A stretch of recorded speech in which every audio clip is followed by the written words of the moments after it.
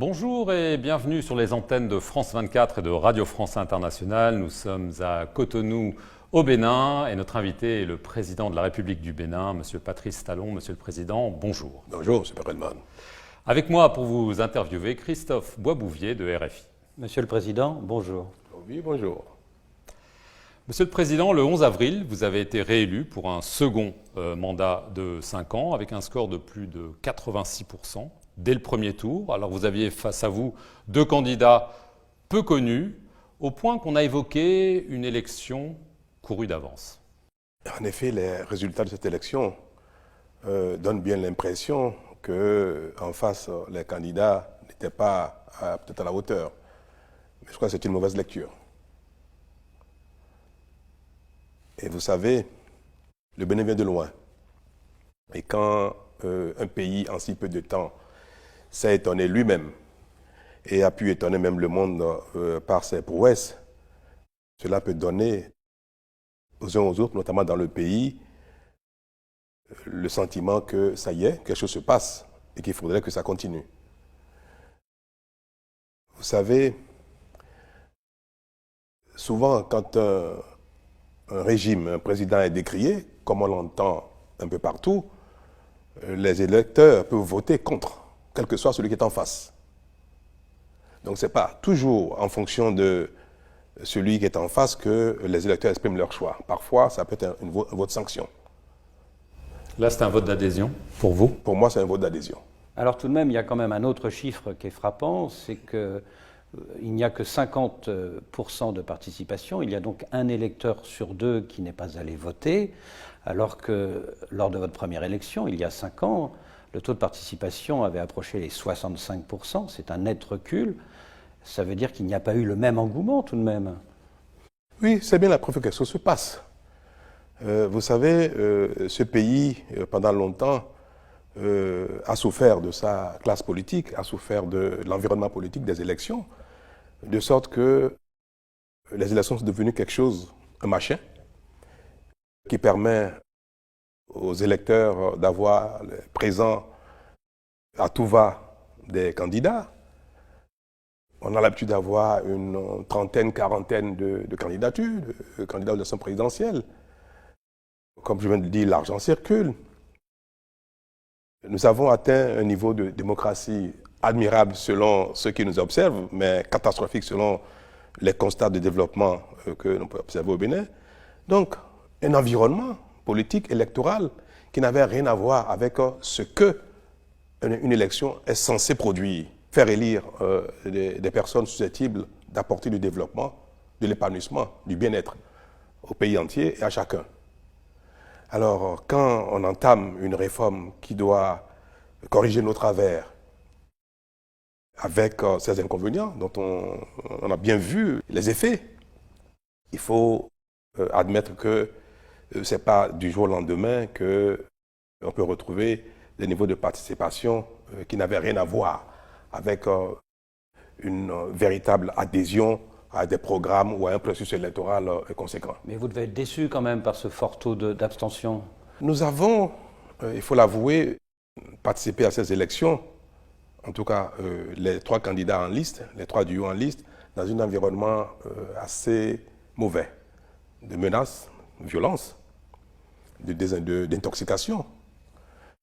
C'est l'une des premières élections au Bénin, c'est la première élection au Bénin depuis le renouveau démocratique, où l'argent n'a pas été le principal élément d'attrait pour les électeurs. Quand on met tout ça bout à bout, on peut comprendre qu'environ 10% des électeurs n'aient pas participé au vote par rapport à nos habitudes. Alors quand on a quand même 50%, plus de 50%, presque 51% des électeurs qui sont déplacés, alors même que pour certains, la dynamique est si belle, ce qui se passe est si bien que il faut impérativement que ça continue. Que pour certains, il n'y a pas de raison que les électeurs n'apportent pas leur soutien au candidat Patrice Talon. Vous comprenez? Tout cela, mis ensemble, a pu contribuer à dégrader le taux de participation. Et 50%, pour moi, c'est satisfaisant dans ces conditions. Alors, il y a quand même quelque chose qui pose problème, c'est qu'à l'exception de l'ancien président Thomas Boniaï, tous vos principaux opposants sont soit en exil pour échapper à la prison, soit derrière les barreaux ici Au Bénin, on a l'impression que vous avez cherché à faire le vide autour de vous. Et que répondez-vous à ceux qui disent que, à cause de vous, la démocratie est en recul au Bénin? Qui sont les principaux adversaires candidats qui sont derrière les barreaux à la veille des élections? Vous en connaissez? Derrière les barreaux? Oui. Moi, je n'en connais pas.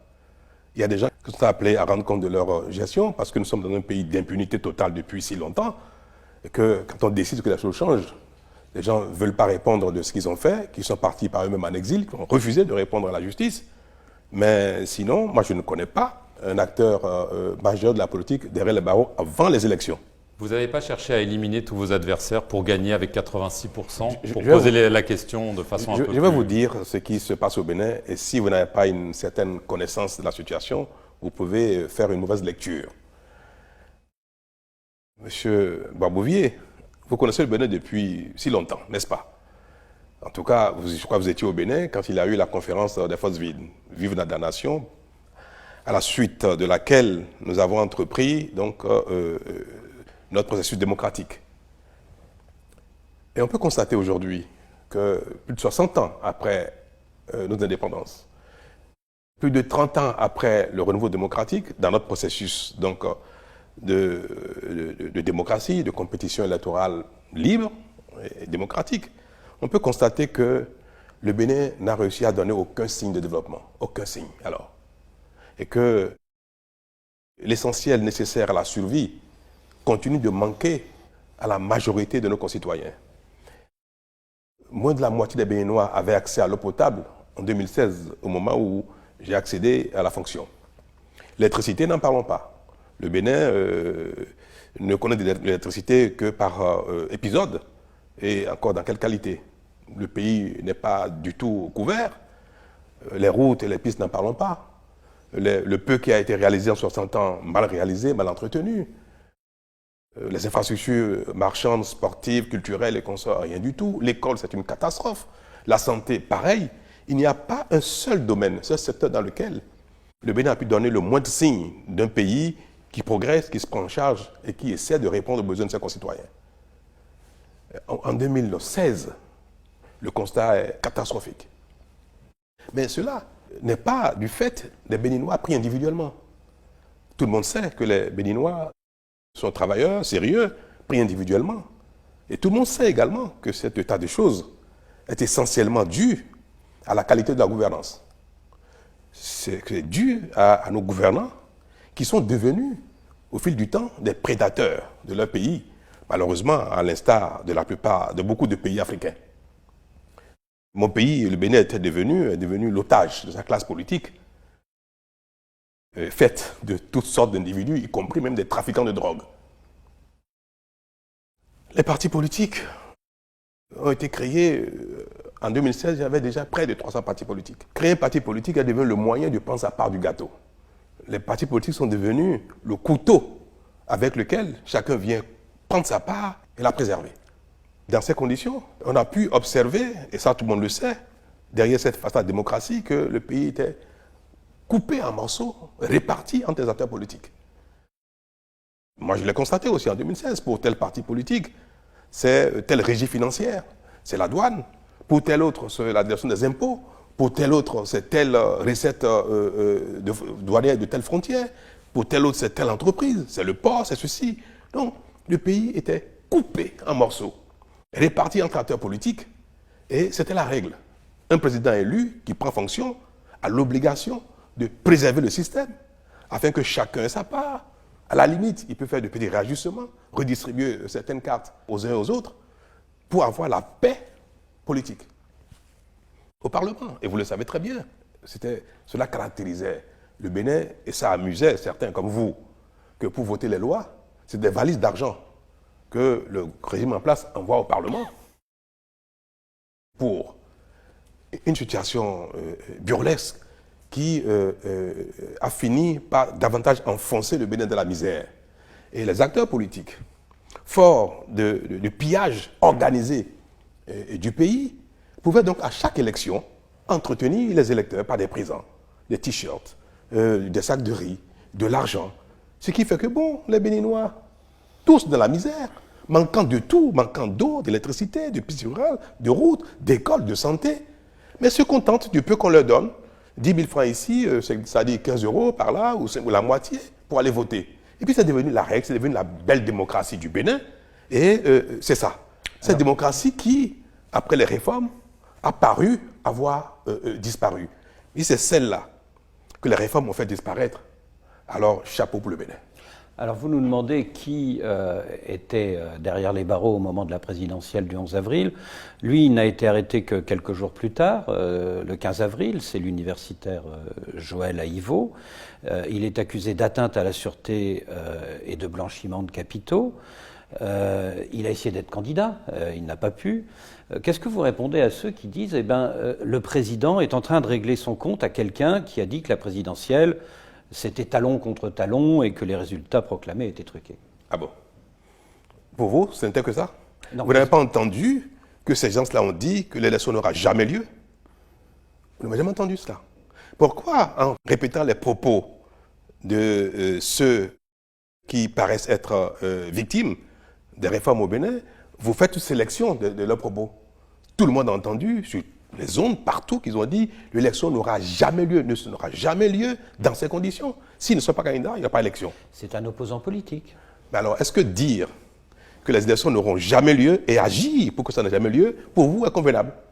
C'est-à-dire, au point de recruter des mercenaires, des chercheurs, dit-on, de les armer et amener ceux-ci à tirer sur les forces de l'ordre, dont le rôle est de tenir la sécurité dans le pays, de dégager les voies qui sont barricadées et de permettre que les élections se tiennent. Alors pour vous, et ça je veux le comprendre, quand des personnes veulent imposer leur point de vue religieux par la force, par la violence, c'est du terrorisme, ce n'est pas admissible.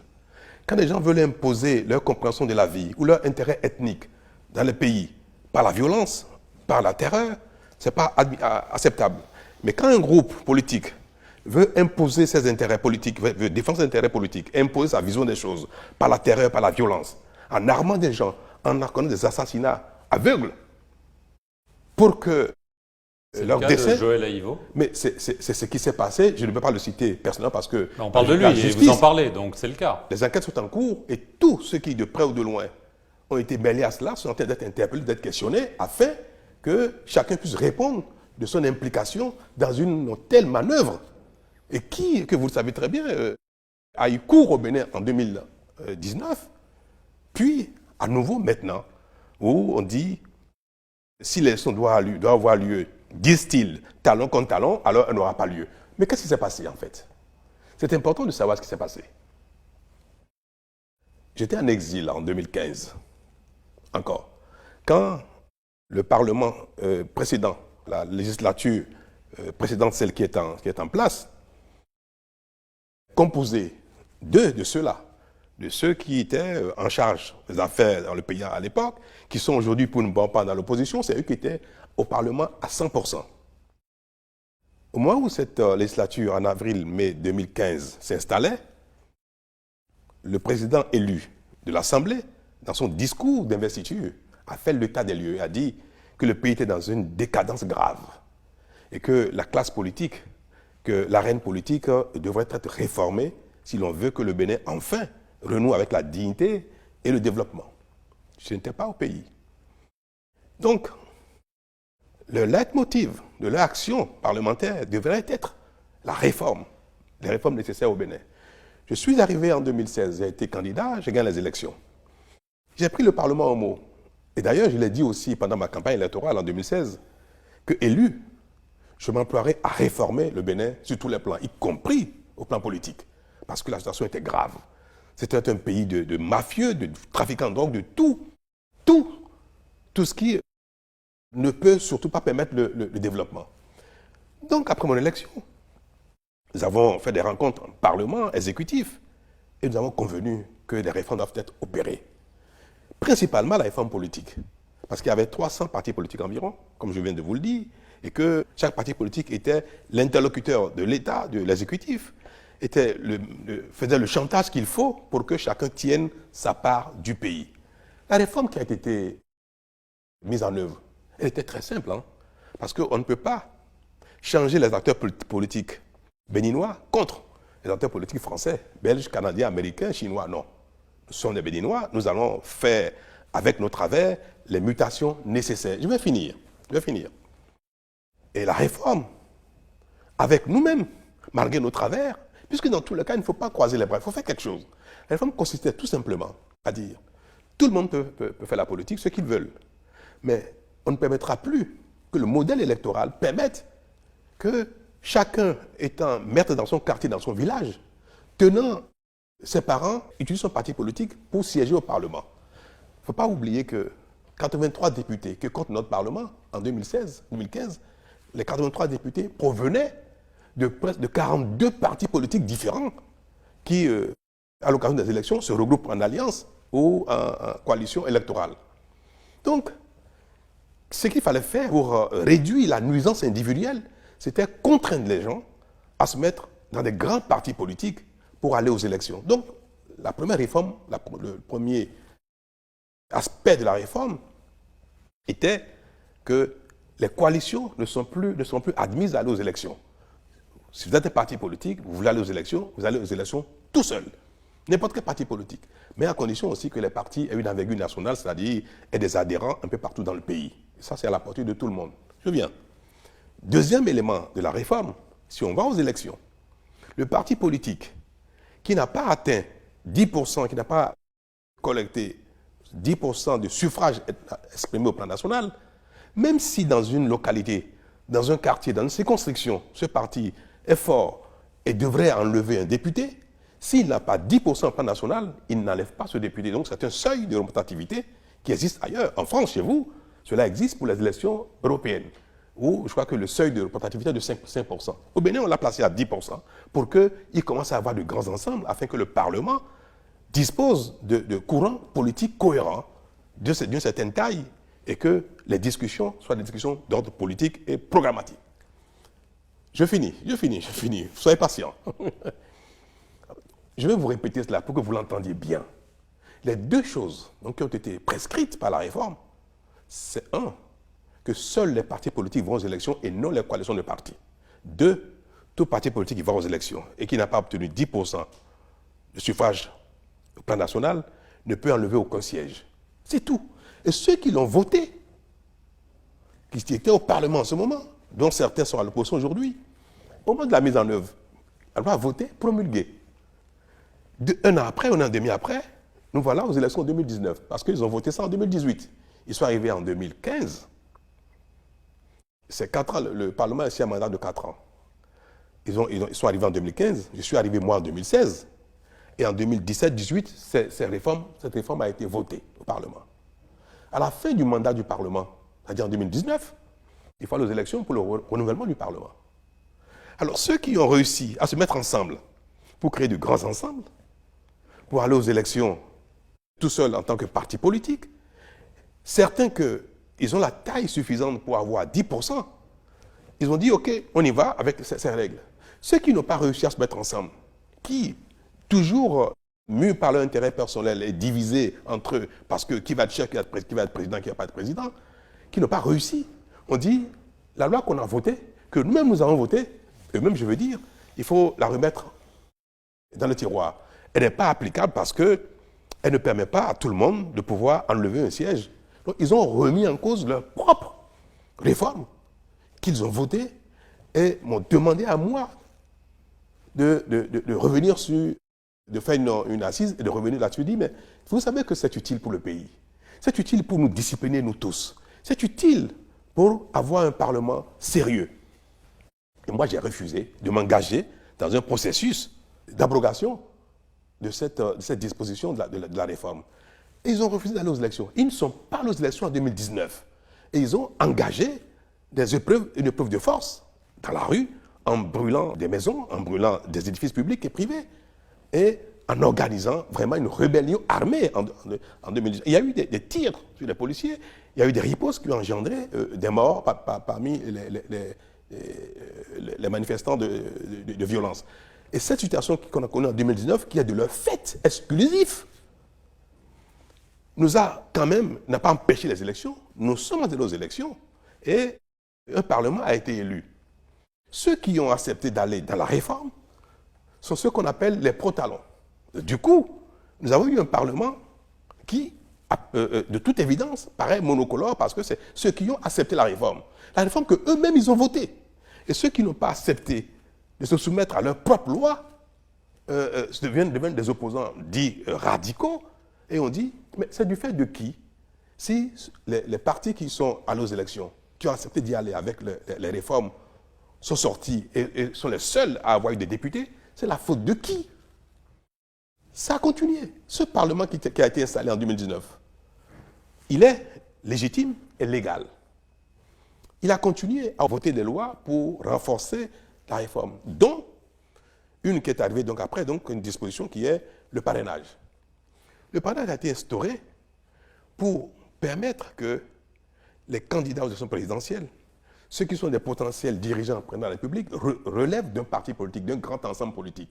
Que quelqu'un ne vienne pas, comme c'est l'habitude au Bénin, venir avec des valises d'argent, que l'argent provienne de la drogue, du crime, de la corruption ou pas, vienne de nulle part, acheter les électeurs comme nous avons l'habitude dans le pays, ils deviennent présidents. Donc, on a voulu, la classe politique, que le parrainage soit un moyen pour les partis politiques de porter des candidats et de répondre de leur capacité, de leur moralité. Ils ont dit, parrainage jamais. Le parrainage, ça existe dans d'autres pays. Le BN n'a pas inventé le parrainage. Ils disent, ils n'iront jamais aux élections avec le parrainage. Monsieur Aïvo, dont vous parlez, parlons-en. Et même plus que ça, Rekia Madougou, je sais que vous allez en venir, voilà. Ils sont dans aucun parti politique, n'ont pas de parti politique. Et pourtant, depuis 3 ans, la réforme au Bénin, c'est que ceux qui veulent faire la politique s'engagent dans des partis politiques et que ce soit les partis politiques qui animent la vie politique et qui portent les candidats. Ils n'ont qu'un parti politique. À la veille des élections, les démocrates, qui s'apparentent, qui s'affichent comme étant le parti politique radical, opposant radical, qui a un président qui s'appelle M. Éric Roudete, qui fut vice-président de l'Assemblée nationale. Ce monsieur qui est le président du parti, à qui les députés, les maires et consorts ont promis qu'il aura le parrainage. D'ailleurs, vous savez qu'en France, le Front National a toujours participé aux élections présidentielles, mais ils n'ont jamais en leur propre sein le nombre de maires nécessaires pour les parrainer. Mais d'autres maires parrainent pour que la compétition soit belle, pour que tous les courants participent aux élections. Donc, d'autres courants politiques ont dit, on va parrainer tous les candidats des autres partis politiques sans problème, en attendant qu'eux-mêmes, ils ont leur propre maire, leur propre député, et qu'ils reviennent dans l'arène avec les nouvelles règles. Ce parti a reçu l'affirmation, la confirmation, pardon, des maires et des députés du pays qui recevront le parrainage nécessaire. Une dame débarque, qui n'est pas membre du parti, avec des valises d'argent, avec des sponsors, des chefs d'État de pays voisins, avec des opérateurs économiques et consorts. Écoutez-moi bien, écoutez-moi bien. Je veux préciser pour les gens qui nous écoutent oui. et qui nous regardent, il s'agit de Rekia Madougou, qui était qui voulait être candidate, oui. qui a été retoquée. Elle a été arrêtée le 3 mars. Elle n'a pas été retoquée. L'information n'est pas juste. Elle n'a pas pu se présenter. Pourquoi? Je finis Pourquoi? juste. Elle a été arrêtée le 3 mars. Elle est poursuivie, je cite, pour financement du terrorisme.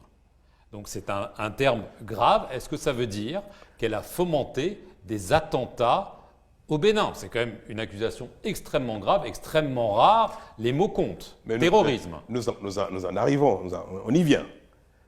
Ces personnes débarquent et veulent être candidats au titre des démocrates.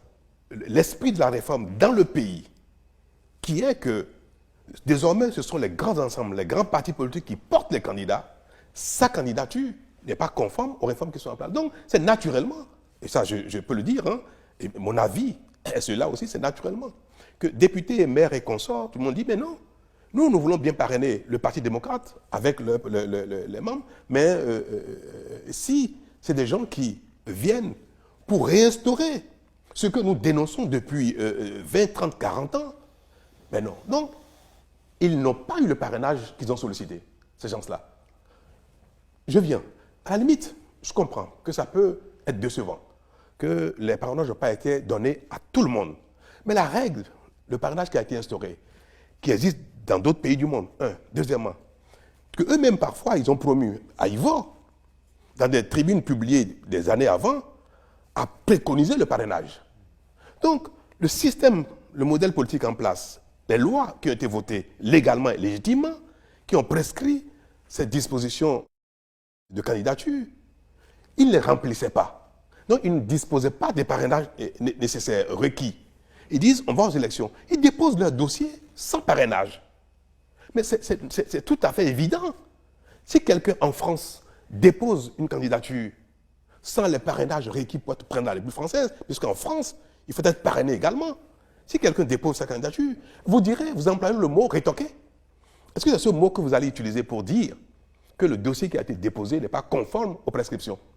Alors, utilisez dans tout ce qui se fait au Bénin et qui n'est pas insolite, qui se fait aussi ailleurs, veuillez avoir les mêmes compréhensions, utiliser les mêmes expressions, les mêmes termes pour les qualifier. Alors, on parle de termes. Financement de terrorisme. Alors, Rekia Madougou a-t-elle fomenté, oui ou non, des attentats au Bénin? Parce que le terrorisme, on parle d'attentats, Monsieur le Président. Ces gens-là, on dit, après que les dossiers aient été constatés non conformes, disent que l'élection n'aura pas lieu sans eux. Qu'ils empêcheront par tous les moyens. Ils l'ont dit publiquement, dans des conférences de presse, dans leur... Bon, qui les dit? C'est pas grave. Voilà. Mais qu'ils aient agi pour. Et ça devient sérieux. Alors, quand des manifestations avec violence ont lieu, que quand on demande à des gens de procéder à des assassinats aveugles pour que le pays s'enflamme, pour qu'on observe ce qui s'est passé au Burkina, au Mali, un peu partout, parce que comme il y a des insurrections qui ont eu lieu en Afrique, et que ces insurrections ont parfois amené des régimes à être balayés, c'est le cas, et le cas du Mali a été cité, le cas du Burkina a été cité. Il faut que le Bénin s'enflamme, il faut qu'il y ait de l'insurrection, et s'il y a des morts un peu partout, le pays s'enflamme, des violences partout, le pays va s'enflammer, il y aura une insurrection, et le président, le régime en place va devoir tomber, il y aura assise nationale, il y aura réconciliation, il y aura tout ce qu'on veut. Donc, pour à leur fin politique, ils ont planifié, recruté des gens et mandaté des jeunes, des badauds, pour brûler le pays et surtout pour tuer, pour faire des assassinats aveugles. Vous avez des preuves de ça? S'ils ont été interpellés, c'est parce qu'il y a des preuves. Ou c'est des ennemis politiques, peut-être? Écoutez, vous m'avez posé une question. Et je vous dis que quelqu'un qui a commandité des choses du genre et dont les preuves ont été trouvées et que les personnes ont été interpellées, pour vous, est-ce que c'est parce que cette personne a une cassette politique, a voulu être candidat et qu'à défaut de l'être, elle demande qu'il y ait des actes de violence, de tuerie qui provoqueraient une insurrection, qui provoqueraient donc un chaos et qu'en ce moment, il y aura une transition politique? Est-ce que ce acte-là, pour vous, celui qui l'a posé, ne doit pas être interpellé et en répondre?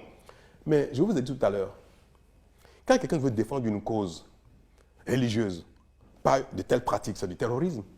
Quand quelqu'un veut défendre une cause ethnique, pas une telle pratique, c'est du terrorisme. Quand on veut défendre également une cause politique, pas de telle pratique, il n'y a pas d'autre qualification dans le code pénal que le terrorisme. Et c'est cela, ce qui s'est passé. Et des gens ont été recrutés, ont tiré sur les militaires. Des gens ont été recrutés pour organiser des assassinats publics, aveugles. Alors, vous parlez de la justice béninoise, Monsieur le Président. Il se trouve que le magistrat Essoé Bataboussi, qui est l'un des juges chargés du dossier de Mme Rekia Madougou, et qui est aujourd'hui en fuite à l'étranger, a affirmé sur RFI que le dossier contre Mme Madougou était vide et que c'est l'exécutif qui avait dicté la décision d'incarcérer cette dame. Monsieur Babouvier, quand il y a des manœuvres du genre où des personnes sont capables d'amener de l'argent dans l'arène politique pour organiser des troubles, des assassinats, est-ce qu'il est difficile de débaucher un juge, de trouver n'importe qui, un ministre, un juge, une telle personnalité, à leur cause, moyennant? Est-ce que c'est quelque chose qui ne se fait pas ailleurs? Ça vous étonne, ça? Ce même juge dont on parle, je ne sais pas si vous l'avez appris, sa maison, quand les violences ont commencé et que les chasseurs ont été recrutés au Bénin, dans les pays voisins, armés, 17 de ces gens-là ont été découverts à son domicile. Et les images existent, où ça a été publié, où on a pris des gens armés dans son domicile. Alors, est-ce que c'est parce que, déçu par le fonctionnement de la criette où il était, il a démissionné, il est parti, il est devenu un rebelle armé en emmenant des mercenaires, ou bien il a été enrôlé dans une cause qui l'a amené à démissionner, à faire des déclarations mensongères. Et puis, la suite est ce qu'on a vu à son domicile. Donc, vous savez, dans ce domaine, autant on peut soupçonner un régime de faire de la manipulation, parce que ça, je vous le concède. Parce que ce qui se passe est tellement incroyable, invraisemblable, que l'interpellation est légitime. Je vous comprends et je comprends ceux qui disent « Qu'est-ce qui se passe au Bénin de curieux ?» On interpelle autant de personnes, autant de responsables politiques, pour des actes du genre, des choses que le Bénin n'a jamais connues. Mais est-ce que c'est parce que ça paraît invraisemblable, que ces choses-là n'existaient pas avant, et que les réformes qui sont arrivées ont occasionné ces mécontentements, ont occasionné ces actions de défense d'intérêt, et que les gens ont agi, que nous devons dire non, non, non, c'est un cauchemar, on s'est réveillé, le pays est calme désormais, donc on ne va pas les interpeller, on ne va pas, personne ne répondra de ce qu'il a fait, juste parce que, ah non, c'est trop bizarre, c'est trop curieux, c'est trop invraisemblable. Moi-même, je suis étonné par ce qui se passe. Je trouve que ce n'est pas admissible, ce n'est pas mon pays, ce n'est pas normal. Mais pour que ça ne continue pas, pour que ça ne devienne pas quelque chose de récurrent au Bénin, parce que ça a commencé en 2019, ça s'est passé cette année. Si dans 2 ans, dans 3 ans, à la prochaine élection, on ne veut pas que ça se répète, il faut que ceux qui ont été mêlés à ça, quels qu'ils soient, qui qu'ils soient, qu'ils répondent de leurs actes devant la justice. Monsieur le Président, vous avez tout à l'heure, au détour d'une phrase, dit quelque chose que votre ministre de la Justice avait aussi dit. Il avait affirmé, à la suite des déclarations de ce juge, qu'il y avait de l'argent qui venait de pays voisins. Oui. Vous l'avez déclaré à propos de Rekia Madougou. On va appeler un chat un chat. Oui. Elle est connue comme conseillère du président du Togo, par exemple. Oui. Est-ce que vous voulez dire par là que son action violente, telle que vous la décrivez, a été financée par des chefs d'État voisins et, par exemple, par le chef d'État du Togo? Vous convenez bien avec moi qu'il ne serait pas bien que je cite des noms. Mais vous avez parlé de chefs d'État tout à l'heure. Cela suffit. Des hommes d'affaires, des autorités, des chefs d'État, de pays voisins. Et je sais de quoi je parle, mais il n'est pas... Non, attendez, parce que c'est quand même très, très, très important. Vous dites que des chefs d'État de pays voisins ont participé à une opération de déstabilisation du Bénin. Ça, c'est vous qui dites, moi, je n'ai pas dit ça. Ben, vous dites... Est-ce que quand des autorités étrangères, même des chefs d'État, appuient un candidat, financent même, éventuellement même un candidat, est-ce que leur implication va jusqu'aux actes criminels que ceux-ci pourraient commettre? Elle était financée par des chefs d'État étrangers. C'est 2 choses différentes. Elle était financée par des chefs d'État étrangers. Si vous soutenez un candidat politique qui, pour vous, peut-être peut faire une affaire quelque part, et que cette personne dérape et va commettre des crimes toujours au titre de sa candidature, est-ce que vous êtes responsable? Donc moi, je n'ai pas de preuve que ceux qui ont soutenu Rekia Madougou l'ont mandaté à ce point. Qui l'a soutenu, monsieur? Est-ce que c'est de mon rôle, de ma fonction, de vous donner des noms? Mais des chefs d'État, on est bien d'accord. Je l'ai dit, il n'est pas nécessaire de le répéter, vous comprenez ce que vous voudrez bien. Mais ce n'est pas un secret. Ce n'est pas un secret. Qu'elle a des soutiens, des sponsors partout, elle s'en vante. Elle le dit, elle ne le cache pas. Alors vous dites... Et c'est d'ailleurs à ce motif qu'elle est venue évincer tous les responsables du parti des démocrates pour prendre la candidature à la présidentielle en lieu et place de ceux-ci, parce que elle aurait des relations, elle a de l'argent, mais elle n'a jamais été opératrice économique, elle n'est pas héritière, à ce que je sache. Elle a eu des fonctions politiques et du jour au lendemain, elle débarque avec des milliards, et puis s'en vante, l'évoque publiquement, et puis tout le monde trouve ça normal. Quand c'est en Afrique, l'argent du crime peut venir en politique, c'est normal. Ça ne gêne personne. Et quand l'argent du crime arrive, tout ce que l'argent du crime peut continuer de faire, peut occasionner, peut engendrer, peut instiguer, qu'on sort, personne ne s'en préoccupe. Mais ce sont après les actes de reddition, quand la justice maintenant prend le relais et demande que chacun réponde de ses actes, oh là là là, c'est pas normal, c'est des acteurs politiques, on n'a pas le droit. Est-ce que tous les acteurs politiques sont exempts du péché? Est-ce qu'un acteur politique, vous ne savez pas, vous, qu'il y en a qui sont des criminels, des trafiquants de drogue, des pillards de leur pays. Vous savez très bien que même la plupart ont ces travers-là. Mais il ne faut jamais en parler. Il ne faut jamais que personne leur demande des comptes. C'est un règlement politique, du compte politique. Vous dénoncez, Monsieur le Président, les violences qui ont éclaté dans votre pays, notamment entre le 6 et le 9 avril, notamment dans le centre-nord du pays. Le fait est que de nombreux Béninois ont eu l'impression de ne pas pouvoir s'exprimer dans les urnes, faute de candidats importants représentant l'opposition, et qu'ils sont descendus dans la rue pour manifester, pour protester. Vous avez regretté vivement qu'il y ait eu des blessés parmi les forces de l'ordre, mais vous n'avez pas du tout parlé des morts dans la population civile. Est-ce que vous pouvez nous dire aujourd'hui combien de personnes sont décédées? Dans quelle population civile? Oui. De quoi vous parlez? De quelle population civile? Parmi vous parlez des morts, parmi les personnes parmi les assaillants, parmi ceux qui ont tiré sur les policiers. Vous avez l'identité? Parmi les populations civiles, comme à Savet, comme à Tchaourou, est-ce qu'il y a eu des populations civiles? À l'heure où nous parlons, est-ce qu'il y a eu des morts parmi les populations civiles? Avez-vous, comme vous êtes journaliste et que France Inter est représentée au Bénin par des reporters, avez-vous vu des familles qui ont présenté la dépouille mortelle de personnes que vous citez, donnent leur identité et consorts? Moi, jusque maintenant, en tant qu'autorité en charge de la sécurité, de tout ce qui relève de notre bien-être ensemble, nous avons cherché à savoir qui sont ceux qui seraient éventuellement victimes des coups de feu de défense des forces de l'ordre.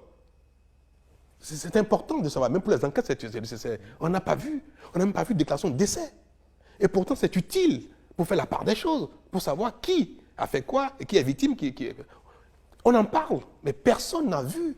Selon plusieurs sources, Monsieur le Président. Mais moi aussi, j'ai été informé de ça. Sources hospitalières, selon le maire de Savet également, il y a eu au moins 2 morts les 8 et 9 avril dans le centre-nord de votre pays. Moi, j'ai demandé au maire, je l'ai appelé, je lui ai demandé, il m'a dit non, que lui, il n'a pas vu les corps qu'on le lui a dit. Mais lui non plus, il n'a pas vu les morts. Je lui ai posé la question. Et j'ai voulu qu'il fasse une déposition. Il n'y a pas eu de mort entre le 6 et le 9 avril? Ça a été dit, c'est bien possible. Quand vous tirez sur des policiers, des agents, et qu'eux aussi ils repliquent, c'est probable qu'il y ait des morts. Mais l'idéal, c'est qu'on sache qui est mort et dans quelles conditions. Est-ce que c'est quelqu'un qui est armé, qui est un chasseur lui-même, qui est un étranger? Qui est mort, peut-être que les gens ont intérêt à cacher leur corps. Bref. En France, il y a quelques jours, un djihadiste, entré dans un commissariat, a assassiné une policière. Il a été abattu. Vrai ou faux? Il a été abattu. Est-ce que vous vous préoccupez davantage du fait qu'il est mort, le djihadiste, ou de la mort de la policière? Qu'est-ce qui est l'information la plus préoccupante? Qu'est-ce qui est le fait le plus préoccupant? Qu'est-ce qui est dénoncé? Est-ce que c'est le fait que le terroriste ait été abattu ou le fait que le terroriste ait agressé un policier jusqu'à lui donner la mort? Vous m'étonnez. Vous m'étonnez, je viens. Vous m'étonnez parce que pour les mêmes, écoutez-moi, pour les mêmes choses, les mêmes faits, en attendant même que la justice établisse la réalité des choses et surtout les responsabilités, restez tout au moins dans l'information générale. Et vous savez très bien, ils ont vu à l'hôpital tous les blessés militaires qu'il y a eu. Ceux-ci n'auraient pas été protégés par des casques et des gilets pare-balles. On aurait eu beaucoup de morts parmi eux. Donc vous sous-entendez que si morts il y a eu, c'était des assaillants armés et non pas des civils qui manifestaient. Mais il n'y a eu aucun coup de feu sur des manifestants, nulle part. Il n'y a eu c'est pas ce qu'on a dit. Les forces de l'ordre ont répliqué, vous l'avez dit. Mais où? À Savet. Pas sur des manifestants. Il n'y a eu aucune manifestation à Savet. Vous en êtes sûr? Mais je vous le dis, si vous avez su, dites-le moi. Vous êtes le président. Monsieur Perelman, en 2018, vous avez vu des images de manifestants pourchassés parfois par des policiers avec des matraques et des gaz lacrymogènes. On a vu en 2019. Montrez-moi une seule image en 2020, un reportage n'importe quoi, puisque vos gens étaient à Cotonou, ils ont sillonné le pays entier. Je n'ai pas vu une seule image de manifestants à Savet, à Tchaourou et à Banté, poursuivis par les policiers sur lesquels, je vais finir, sur lesquels il y a eu des tirs. Les seuls tirs qu'il y a eu sur l'axe Cotonou-Parakou via Tchaourou, vous savez, ou l'axe Cotonou-Djougou via Banter, les cercles tels qu'il y a eu, c'est les tirs que les forces de défense ont eu à faire pendant qu'ils dégageaient la voie et qu'on leur tirait dessus. Il n'y a eu aucun tir de sommation ni de réplique à l'occasion de manifestations, là, en 2021, pendant les élections. Il n'y en a pas eu. Monsieur le Président. Alors, si vous en avez, dites-moi, donnez-moi, demandez à vos collaborateurs à vous, parce que vous de, êtes le de mieux nous informé. montrer des images, de nous montrer des reportages dans lesquels on a vu des manifestants pourchassés par... il n'y en a pas eu. Alors, votre ministre de l'Intérieur, suite à ça, a accusé, je le cite, certains acteurs politiques d'avoir planifié un vaste plan de déstabilisation visant à vous chasser du pouvoir et installer un gouvernement de transition. Donc, en gros, il a affirmé qu'un coup d'État était en marche à l'occasion de ces violences. Mais un coup d'État, ce sont les militaires qui prennent le pouvoir. Ce n'est pas du tout de ça dont il s'agit. Sa langue a fourché ou est-ce qu'il y a eu une tentative de coup d'État? Sûrement, maintenant. Il a dit coup d'État ou il a dit atteinte à la sécurité de l'État? Il a dit quoi exactement? Il a utilisé quel mot? Il a dit déstabilisation ou bien atteinte à la sécurité de l'État? A-t-il dit coup d'État? Il a parlé visant à vous chasser du pouvoir, installer un gouvernement de transition. Mais chasser du si pouvoir, ça, c'est pas un coup d'État. Chasser du pouvoir, il y a plusieurs moyens de chasser du pouvoir. Il y a plusieurs moyens de chasser Quand on quelqu'un du pouvoir. renverse un président légitimement élu, c'est quoi? C'est un coup d'État. Toujours est-il qu'effectivement, on a découvert dans les enquêtes et dans les rapports d'audition que des gens ont affirmé, avoué qu'ils ont été entrepris pour organiser des actes devant chasser le président. Mais monsieur Babouye, monsieur Perelman, ils n'ont pas caché. C'est ce mot donc, que vous employez vous-même. Il faut que Talon quitte le pouvoir, notamment le 6 avril. Ils l'ont dit sur vos chaînes, ils l'ont dit dans les médias, ils l'ont écrit, ils l'ont dit sur Facebook, ils ne l'ont pas caché. Talon doit quitter le pouvoir le 6 avril. C'est pas la même chose qu'il dire doit quitter et le faire quitter de force. On est d'accord. Mais s'ils l'ont dit et qu'ils ont programmé des actions pour le faire et qu'on a des preuves, vous ne voulez pas que la justice les interroge là-dessus. Qu'est-ce que vous reprochez à la justice? Le fait de faire des enquêtes? Non. Qu'est-ce qui vous gêne?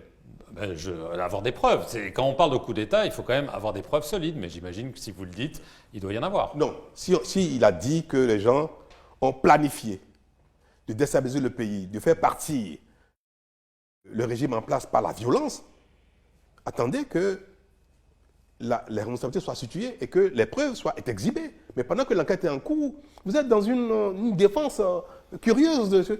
Vous dites que ce n'est pas possible. Je ne vous comprends pas.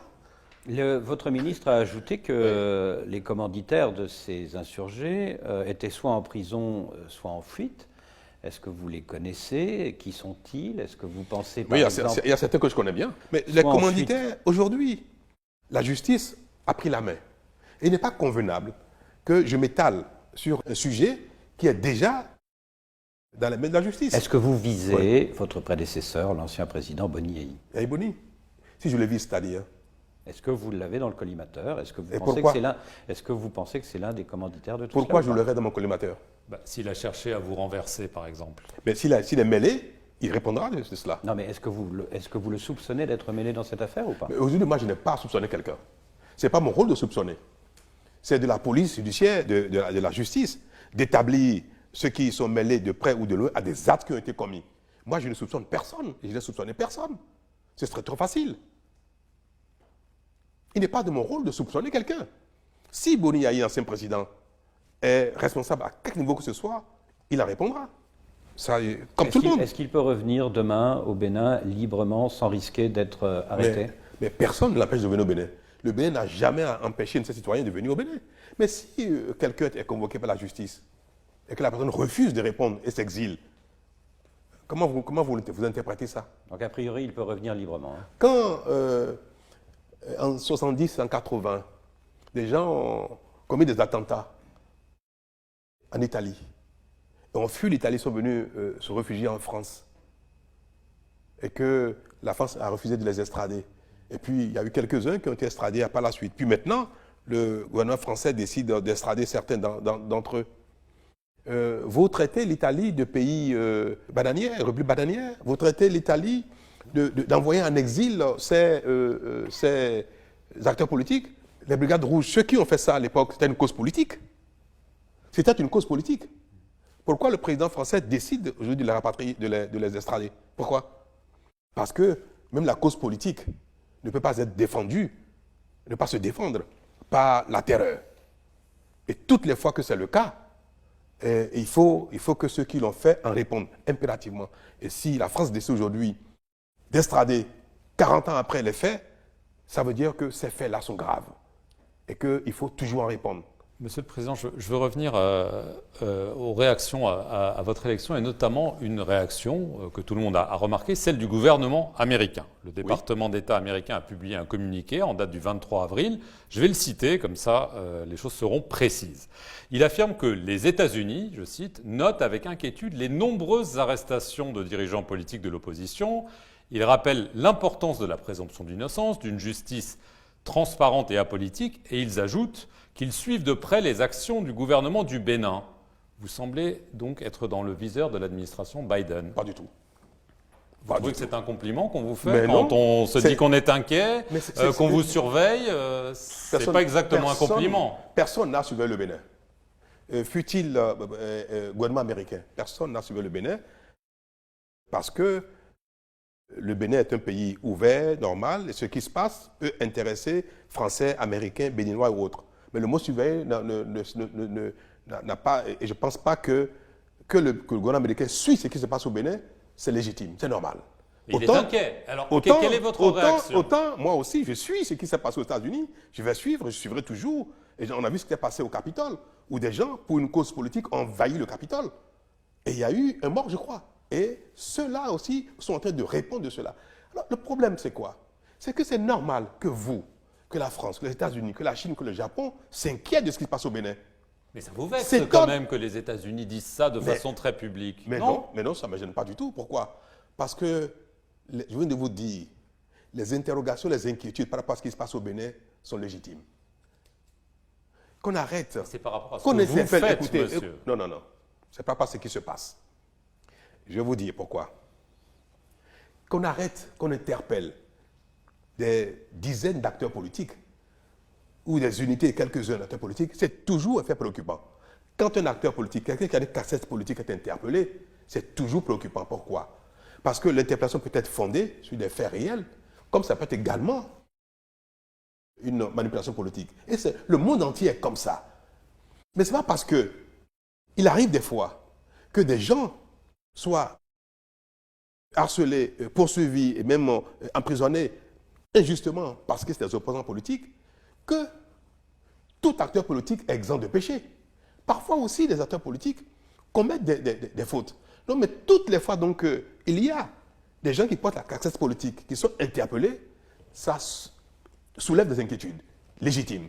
Ça soulève des interrogations, surtout quand c'est 1, 2, 3, 4, 5 personnes. C'est étonnant, c'est inquiétant. On a l'impression que c'est une dérive autoritaire, disent les États-Unis. Je le trouve légitime. Ils n'ont jamais dit ça. Mais c'est l'impression qu'ils donnent. Mais non, ils disent qu'ils suivent de près et tout le monde est préoccupé, y compris eux et moi-même, par une justice transparente qui ne soit pas à la solde d'une manipulation politique. C'est légitime et c'est normal. Vous aussi, n'importe qui, ce n'est pas seulement eux, que ce soit les Japonais, les Chinois ou les Européens. Tout le monde dit toujours, attention, il ne faut pas qu'on utilise la justice pour régler des comptes politiques. Et cette interrogation, elle est légitime. Cette préoccupation, elle est légitime.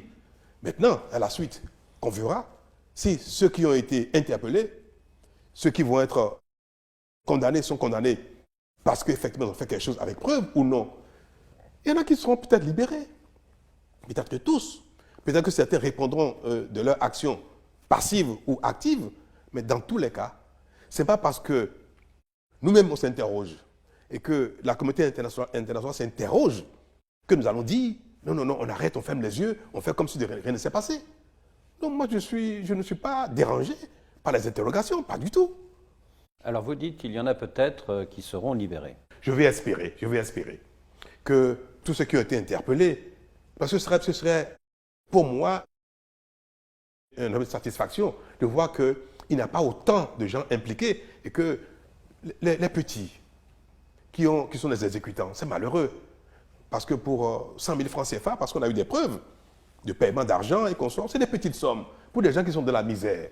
Donc ce n'est pas vraiment ceux qui sont vraiment les plus condamnables, parce qu'on a utilisé leur misère pour les faire des actes graves. Mais je veux espérer que ce ne sera pas un grand nombre de mes concitoyens qui seraient impliqués dans ce genre de choses. Je veux l'espérer. On pense aux petits, ce serait ma satisfaction. On pense aux petits, comme vous dites, mais on pense aussi aux figures de l'opposition qui sont soit en exil, soit en prison. Vous avez dit lors de votre discours de victoire, je m'emploierai à améliorer ma façon de diriger. Est-ce que vous êtes ouvert à un dialogue avec l'opposition, comme celle-ci vous y invite, et est-ce que vous envisagez un geste d'apaisement à l'égard notamment de ces figures de l'opposition? Je ne l'envisage point. Vous n'envisagez point le dialogue ou vous n'envisagez point l'apaisement? Le dialogue est permanent. Le dialogue en politique, le dialogue est permanent. Vous dialoguez tout le temps avec les partisans politiques, les opposants politiques pour améliorer, parce que nul n'est parfait. On a besoin de s'améliorer, on a besoin, voilà. Donc, y compris avec votre opposition? L'impunité, je n'envisage pas à nouveau de fermer les yeux sur ce qui passait ou bien de gracier ou d'amnistier parce que ça devient récurrent. Donc, il n'est pas envisageable qu'une fois encore, que les gens soient graciés de quelque chose qui devient récurrent. On a arrêté des gens qui ont été auteurs des actes en 2019, qui ont récidivé. Vous voulez qu'on les gracie à nouveau? Ce serait une faute. Ce serait une faute à nouveau de les gracier ou de les amnistier pour quelque chose qui devient récurrent par les mêmes personnes. Mais un jour, il ne faudra pas apaiser quand même? C'est-à-dire, qu'est-ce que vous voulez dire par apaiser? Est-ce qu'un geste de clémence ne pourrait pas concourir à l'apaisement? Mais est-ce que pour vous, l'apaisement veut dire qu'il faut continuellement gracier quelqu'un qui fait quelque chose qui répète chaque fois? C'est cela? Pour moi, c'est non. L'impunité est la meilleure façon d'inciter au crime. L'impunité. Il faut que chacun réponde de ses actes. Et il faut arrêter de chanter aux pays africains que vous soupçonnez chaque fois de manipulation, traiter le plus bananier, il faut arrêter de le soupçonner, ou bien de vouloir que chaque fois, la justice n'a pas de sens en Afrique. On peut ne pas faire attention à cela, on s'entend, on parle, et puis ça continue avec nos travers, avec nos pagailles. Non, avec ça, on ne va jamais se développer. Il ne faut pas plaider chaque fois que souhaitez voir que les pays africains s'asseyent chaque fois pour palabrer avec leurs travers, sans se corriger. La corruption, la drogue, l'incompétence et qu'on sort, c'est notre quotidien. Ça peut rester comme ça indéfiniment, c'est pas bien de le penser. Et il est temps que sinon, nous allons rester indéfiniment dans la misère et nos enfants vont vous envahir indéfiniment par l'immigration clandestine. Il faut que ça cesse. Monsieur le Président, oui. L'article 42 de la Constitution stipule que nul ne peut exercer plus de 2 mandats toute sa vie. C'est à mon initiative. À votre initiative, une réforme qui a été adoptée en 2019. Oui. Vous contrôlez le Parlement et certains vous soupçonnent de peut-être vouloir changer cette Constitution pour pouvoir, comme un certain nombre de chefs d'État de la région ou un petit peu plus loin, l'ont fait en disant finalement la Constitution c'est un bout de papier, le peuple me réclame, donc je reste. Alors est-ce que vous pouvez nous dire oui ou non? Est-ce que vous allez changer cet article? Est-ce que le Bénin ne fait pas la différence depuis un moment? Quand vous observez le Bénin, vous ne voyez pas que ça se passe autrement, les choses ici? Ouais. Est-ce que cette phrase-là, quelqu'un l'a jamais mise dans une constitution? Est-ce que, déjà, pourquoi vous ne reconnaissez pas déjà l'importance d'une telle phrase qui règle le problème des constitutions nouvelles, compteur à 0, 3e, 4e, 5e mandat? Ce sera ainsi. Personne ne changera cela. En tout cas, ce ne sera pas moi, ni à mon initiative. Et je ne pense pas que les Béninois le changeraient. Les Béninois tiennent beaucoup à la limitation des mandats. Et c'est pour ça que nous avons fait ça, pour éviter toute tentation de nouvelle constitution devant entraîner une remise à jour des compteurs. Parce que ne pas le faire, ça nous a empêchés de faire même des retouches techniques à la constitution, par peur que cela ne soit évoqué par quelqu'un pour s'éterniser au pouvoir. Donc c'est votre dernier mandat? Bien sûr. Premier juré. Tout à fait. En 2026, Patrice Talon ne sera pas candidat. Monsieur Babouvier, Dieu nous prête longue vie et bonne santé pour que nous puissions ensemble constater cela. Donc c'est un engagement ferme. Il ne peut en être autrement. Pardon? Il ne peut en être autrement. Alors, ce discours que vous tenez depuis de nombreuses années, le développement d'abord, la démocratie, on verra plus tard. J'ai jamais dit ça. Je n'ai jamais dit ça. Alors, peut-être que je caricature. Vous voyez, vous êtes tellement, vous avez une telle ligne éditoriale, bon, alors je retire, ligne éditoriale dans votre esprit, dans votre tête, que vos lèvres vous trahissent. Le développement d'abord, et puis bon. Je n'ai jamais dit ça. Je vous défie. Si vous dites la démocratie. Je vous défie de trouver quelque part, il faut que j'ai mis le développement d'abord, la démocratie après. Jamais. Ce que vous avez dit à nos confrères de Jeune Afrique en septembre dernier, c'est la démocratie doit être au service du développement et non pas un frein. Voilà. Merci. Alors, vous le comprenez comme si la démocratie alors, après. ça nous fait penser à un autre chef d'État africain. Oui. C'est le Rwandais Paul Kagame. Est-ce qu'il est votre modèle? Non, pourquoi? Il fait des choses admirables, c'est sûr. Son pays se développe, son pays lutte contre la corruption, c'est un pays qui fonctionne bien, mais chacun, comme je dis, a ses braises et ses travers. Personne n'est Dieu sur terre ici, donc autant lui, autant un autre, autant mon voisin du Togo, du Nigeria, chacun fait des choses qui sont admirables, mais chacun aussi fait des choses qui parfois peut être critiquées. Donc moi je n'ai jamais dit que Kagame était Dieu sur terre, j'ai jamais dit ça. Mais si un pays fonctionne bien, qu'il y a des choses qui vont bien, on peut le relever, on peut le dire. Autant aussi au Bénin, aussi, s'il y a des choses qui vont bien, on peut le dire. Il y a des choses qui vont moins bien, on peut le dire pour qu'on s'améliore. Je l'ai dit d'ailleurs récemment, que j'étais tout à fait disposé à écouter les critiques et puis à améliorer ma façon de faire. Alors, on note quand même que votre juge de paix, ça semble être l'économie. Les résultats macroéconomiques sont bons. Depuis mi-2020, le Bénin... Pour moi, c'est l'indicateur de tout. De tout. Le bien-être des hommes est l'indicateur de toute action publique. Alors, le Bénin est classé dans la catégorie des pays à revenus intermédiaires. On a vu que les agences de notation affirment que le Bénin a une croissance importante malgré les crises, la pandémie et tout ça. Évidemment, on se pose la question du partage de cette croissance. Est-ce que vous êtes d'accord pour dire que la croissance, oui, les chiffres sont bons, mais elle n'est pas encore assez inclusive? C'est une question que je ne comprends pas. Je ne sais pas ce que ça veut dire. Qu'elle bénéficie à tous, y compris les classes les plus Est-ce que dans un pays, vous avez déjà vu, dans quel pays du monde sur cette terre, dans quel pays du monde vous avez vu que la croissance qui peut être portée par un secteur une fois, un autre secteur après, à la fois profite à tout le monde? Vous voulez que si un acteur, les artisans travaillent dans une période beaucoup mieux et que l'action publique, l'assainissement de l'espace public, le meilleur fonctionnement des services publics, de la douane et consorts, les investissements publics, si ça permet aux uns aux autres d'exprimer leur talent, d'exprimer leur potentiel, de mieux travailler et de jouir davantage des fruits de leur labeur, vous voulez que, par exemple, celui qui, par exemple, ne fait pas grand-chose ou fait moins que celui que les fruits soient partagés. Nous sommes dans un pays libéral. Le Bénin n'est pas un pays communiste. Et ça, je vous prie de ne pas considérer que le Bénin est un pays où on prend les fruits des labeurs des uns et des autres, qu'on partage à tout le monde de manière égalitaire. Donc, c'est tout à fait normal que dans une période aussi courte, que les progrès que nous observons globalement ne puissent pas impacter pareillement tout le monde. C'est normal, ça. Mais notre espoir est que l'action publique permette que le pays se développe de jour en jour, de manière de plus en plus large. Même le mot inclusif ne veut rien dire. Il faut que chacun puisse, fort de son potentiel, de ses labeurs, puisse également progresser et que les services publics soient au service de tout le monde. L'eau, l'électricité, est-ce que c'est seulement à quelques-uns qu'on apporte l'eau quand vous dites que ce n'est pas inclusif? Nous sommes en train d'amener l'eau à tout le monde sans distinction. Et dans 2 ans, l'eau potable. Quand? Dans 2 ans, tous les Béninois auront accès à l'eau potable. Nous sommes arrivés, nous avons fait un progrès énorme qu'on n'a jamais vu. Bientôt, dans 2 ans et demi, l'électricité sera partout au Bénin.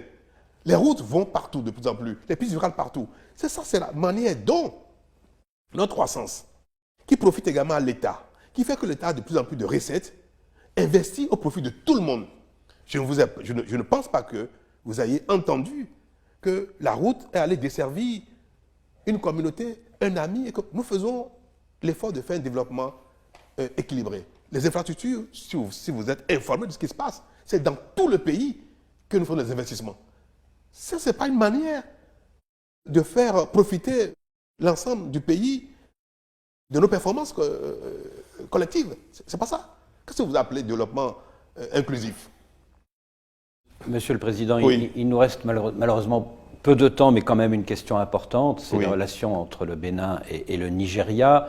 On a espéré la réouverture complète de la frontière entre les deux pays, c'était à la fin de l'année dernière, mais ce n'est toujours pas complètement réouvert. Vous êtes allé voir le président Buhari, mi-janvier, pour proposer que des policiers, des douaniers du Nigeria soient stationnés peut-être sur le port de Cotonou lui-même, afin de contrôler les marchandises. Un groupe de travail a été mis sur pied.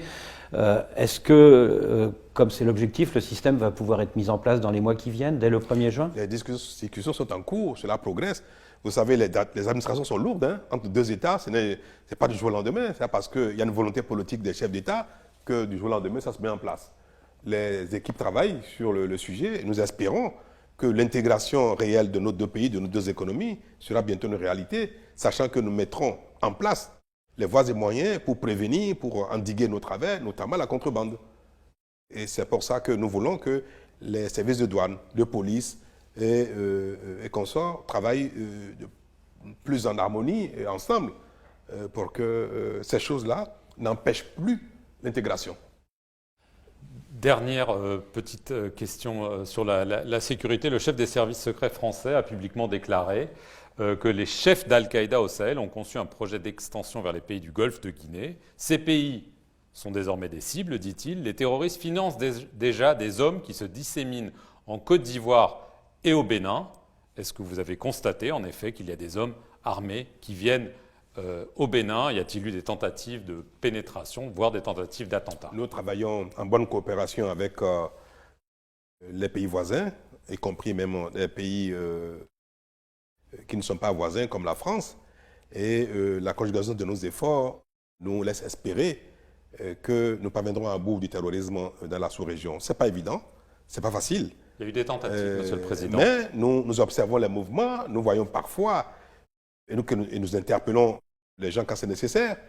Mais vous savez, quand les gens ont des parents de part et d'autre des frontières, quand les gens sont à la fois béninois, nigériens, burkinabés ou togolais, il est très difficile de pouvoir contrôler cette nébuleuse qui est en train de s'étendre en Afrique. Mais nous faisons tous les efforts qu'il faut pour que le mal ne s'étende pas, effectivement, sur les pays côtiers. Un mot sur le Tchad, puisque votre homologue Idriss Déby est décédé il y a 10 jours. Un conseil militaire de transition s'est imposé, avec à la tête l'un des fils du président défunt. Comment vous analysez cela? Comme un gage de stabilité ou comme un coup d'État déguisé? Ce n'est pas de mes habitudes de me prononcer, de donner mon avis personnel, et surtout que je suis quand même en exercice, un avis personnel sur ce qui se passe dans un pays frère et voisin. La situation est déjà si difficile là-bas que je n'ai pas à mettre de l'huile sur le feu. Donc je souhaite que les Tchadiens, les uns et les autres, puissent trouver les voies et moyens pour que la paix règne, pour que le développement ait lieu. J'ai mes brèches chez moi et je ne permets d'ailleurs pas à quelqu'un qui ne sait pas ce qui se passe de venir me donner des leçons. Donc je n'ai pas de leçons à donner à quelqu'un et mes sentiments, je les garde pour moi, d'autant que ma fonction ne me permet pas d'exprimer mes sentiments en public et ça, qui peut être parfois erroné. Et dans la présence du président Macron aux obsèques, certains y ont vu une façon de soutenir la transition militaire. Le président français a dû apprécier ses actes, ses voyages, ses actions et consorts. Ce n'est pas à moi de les juger. Qu'il soit allé aux obsèques, pourquoi pas. Le président défunt a beaucoup fait pour la sous-région en matière de terrorisme. C'est un homme que moi j'admire beaucoup pour son courage, pour sa contribution à la sécurité dans notre région. Il en a beaucoup fait. Donc aller à ses obsèques me paraît légitime.